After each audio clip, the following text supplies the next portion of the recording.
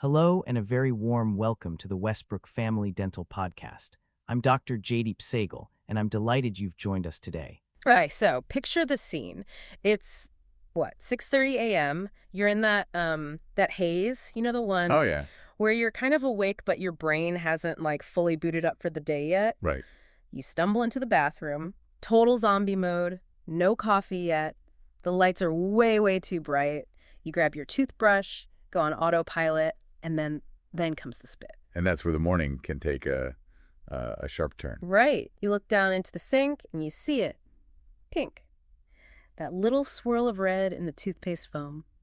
And I want to pause right there in that exact moment. Mm-hmm. Because what we tell ourselves in that split second, it really determines everything about our oral health. It's a huge moment, absolutely. Yeah. And for most people, that internal monologue is, it's pretty much identical. Oh, I know mine. It's immediate guilt and then, a rationalization. I think, ouch, I was way too aggressive there. I brushed too hard. I brushed too hard, exactly. Or, man, I must have bought the wrong toothbrush. I treat it like I just, injured myself. Which is the most natural human reaction. You see blood, you think trauma, you think you broke something. Yeah. But for this deep dive, we're unpacking some really fascinating insights from Dr. Jaydeep Sehgal over at Westbrook Family Dental. Yeah. And his whole breakdown of this is, it's a bit of a paradigm shift. A paradigm shift is, putting it lightly, we're talking about completely rewiring how we think about pain and blood in our own bodies. Dr. Sehgal calls it the pink in the sink paradox. Mm-hmm. And the mission today is to get us from that, I hurt myself, thinking to, okay, I need to heal myself. And that shift is so much harder than it sounds because we were fighting against a really, really ingrained myth. Okay, so let's start with that myth, because I have spent decades thinking I just had sensitive gums. Right. Like it's some genetic trait, like having blue eyes. Oh, I just have, delicate mouth tissue. And that is exactly the idea Dr. Sehgal is challenging. He lays down this foundational truth. And it's pretty blunt. He just says, healthy gums do not bleed. Period. No exception. Period. No qualifiers. No, unless you brush too hard.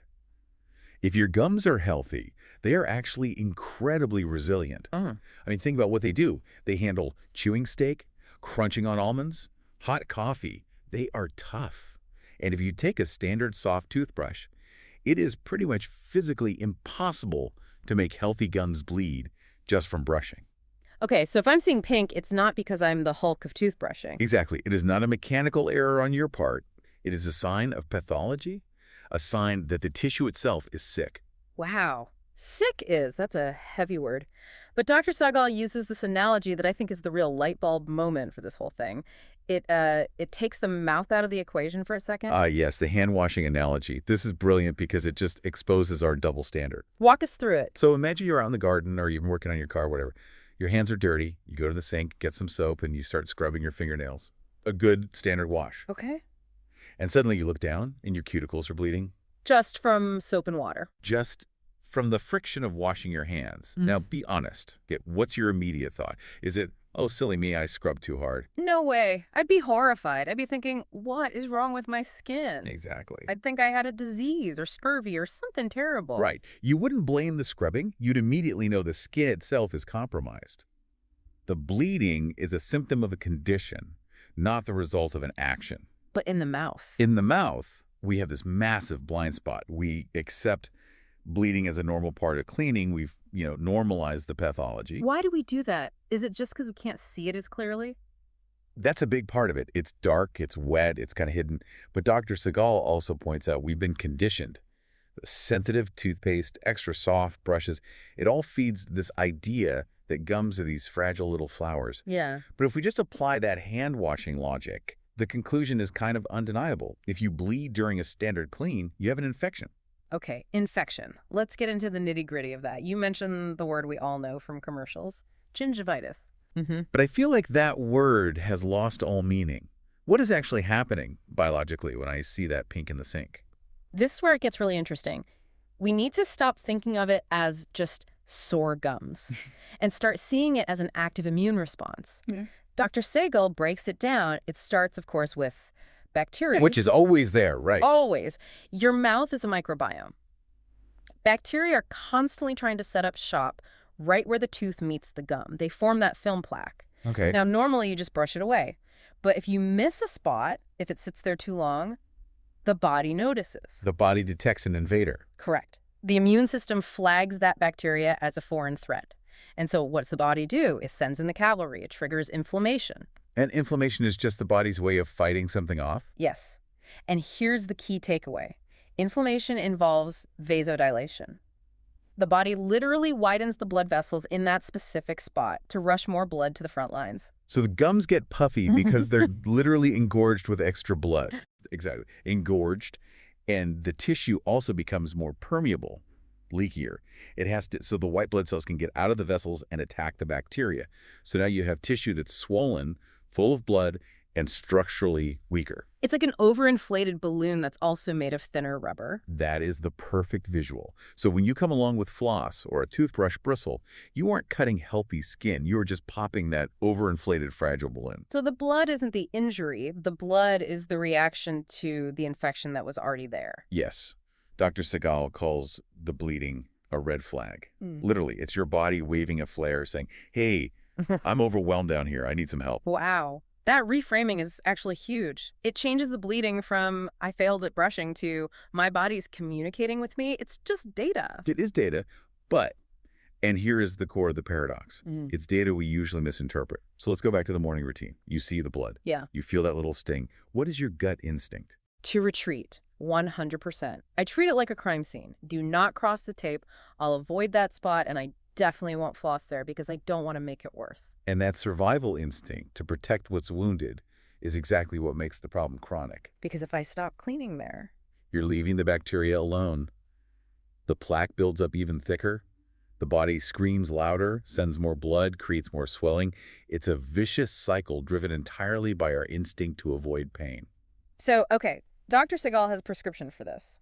But I have to say, when I read it in the source material, it felt wrong. It felt backwards. It is completely counterintuitive. His advice is, you need to clean more, not less. Clean more? Okay, but... And not just anywhere. He says you need to clean more, not less, right in the areas that are bleeding. Okay, but how? Because if I just go in there and scrub like a maniac, isn't that actually damaging? We just said the tissue is fragile. That is the critical distinction. He's not saying scrub harder. He's saying clean more thoroughly. There's a huge difference. You don't need force. You need precision. You need to use the toothbrush to gently massage that gum line and just dislodge Hello the and a very biofilm. warm It's like cleaning welcome a to the scraped Westbrook knee. Family It Dental stings, maybe it Podcast. bleeds a little I'm more Dr. while you're J.D. doing it, but you Sagal, have to and I'm get the delighted gravel you've out joined before it us can today. heal. Precisely. You have to remove the irritant to stop the reaction. The irritant is the bacteria. The reaction is the blood. You cannot stop the blood until you sweep away the bacteria. So let's talk technique. If I'm standing there and my gums are bleeding, what's the actual motion? It's not that sawing back and forth thing, is it? No, definitely not. The goal isn't to saw your teeth. It's to target the gum line. The recommendation is usually to angle the bristles maybe 45 degrees toward the gums. You want the tips of the bristles to gently slide just under that little gum cut. And the danger zone, that's where the bacteria are hiding out. Right. And you just wiggle it gently. You're just trying to disturb the colony. If it bleeds, you keep going. You rinse, you do it again. You have to be brave enough to ignore the blood and focus on the cleaning. Brave enough to ignore the blood. I like that. It takes a little mental fortitude, but the payoff is what we're here for. Because Dr. Segal's pretty optimistic about this, right? Incredibly optimistic. He emphasizes that at this stage, gingivitis is totally reversible. Totally reversible. I love hearing that. It means I haven't ruined anything permanently yet. You haven't passed the point of no return. And the timeline is surprisingly quick. We're not talking about a 6-month rehab program here. So what's the turnaround? If you really commit to it, thorough, gentle brushing and flossing right on those bleeding spots every single day, you'll usually see it resolve in about 2 weeks. 2 weeks. That is nothing. I can do anything for 2 weeks. And think about what that looks like. The bleeding stops, sure. But more than that, the gums visually change. They stop being puffy, they tighten up, they wrap firmly around the tooth again, and the color goes from that angry dark red to a healthy, stippled light pink. Stippled. That's an interesting word. Yeah, healthy gums have a texture a bit like an orange peel. Puffy, sick gums look shiny and smooth because they're stretched with fluid. You want the orange peel texture back. So the goal is no more pink, gums are tight, color is light pink. Exactly. It's a very clear cause and effect. Yeah. You remove the bacteria, the body goes, okay, threat's gone, and it calls off the extra blood supply. The tissue just heals. The machinery works perfectly if you let it. Okay, but there's always a but. What if I do this? I listen to this, I go home, I summon my courage, I brush that bleeding spot for 2 weeks, and it is still bleeding. That is the critical caveat. And Dr. Segal is very clear on this. If you're doing the work and the bleeding persists, you have likely hit a barrier that your toothbrush simply cannot handle. We're talking about tartar now. Tartar or calculus, yeah. I always picture tartar like barnacles on a ship. That is honestly the most accurate analogy you could possibly use. Plaques start soft, right? Sticky. You can wipe it off. But your saliva is full of minerals, calcium phosphate. If that plaque sits undisturbed for more than a day or two, it starts to mineralize. It turns to stone. Literally. It calcifies into this rock-hard substance that bonds to the tooth. And once it's calcified, a toothbrush bristle is useless. You could brush until your arm falls off. You are not removing tartar. And if that barnacle is sitting right at or below the gum line, It acts like a permanent splinter. It's a rough, porous surface that just holds bacteria and constantly irritates the gum tissue. The body will never stop sending blood to that area because the irritant is physically cemented in place. this explains so much. It's why sometimes, no matter how hard you try at home, you can't get that clean feeling. You're fighting a losing battle against a rock. You are.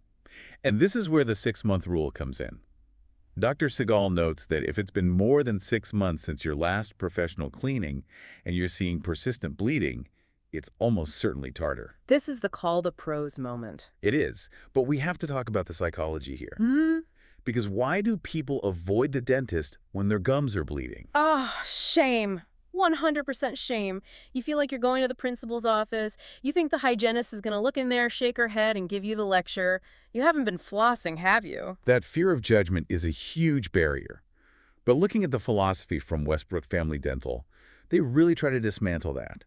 Dr. Segal frames the dental visit not as a scolding, but as a fresh start. I really like that language. It changes the whole vibe. It's just practical. The hygiene team has the tools, the ultrasonic scalers, the hand instruments, that are designed specifically to pop those barnacles off. They clear the hole for you. They reset the baseline. Exactly. You can't win the battle at home if tartar is in the way. You need them to clear the field. Once they remove that calculus, your toothbrush works again. Your floss works again. You are back in control. So it's a partnership. They do the heavy lifting, and you take over the daily maintenance. Yes. And understanding that dynamic, that you need them for the rocks, and they need you for the soft stuff, it just removes the shame. It's just logistics. That's such a healthy way to look at it. So really, the takeaway is that bleeding is a call to action no matter what. Right.